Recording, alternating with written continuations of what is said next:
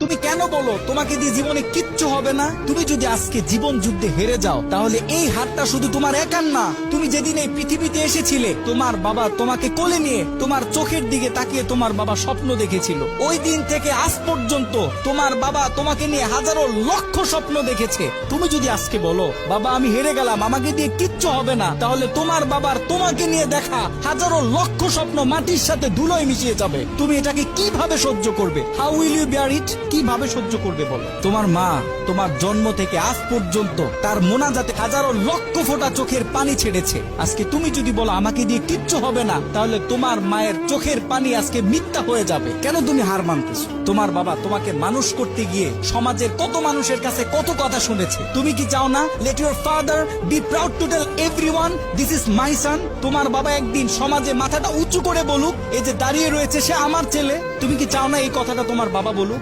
প্রত্যেকটা মানুষের জীবনে বিপদ থাকবে, বালা মুসিবত থাকবে। The life is not bed of roses. এই পৃথিবীটা ফুল বিছানো কোনো বিছানা নয়। এখানে প্রত্যেকটা মানুষকে সংগ্রাম করতে হয়, লড়াই করতে হয়, বারবার পড়ে যাওয়ার পরেও আবার দাঁড়াইতে হয়। জীবন যুদ্ধে হার মানলে চলে না। তুমি যখন বেশি বিপদে পড়ে যাবে, তোমার চতুর্দিক যখন অন্ধকার হয়ে যাবে, তোমার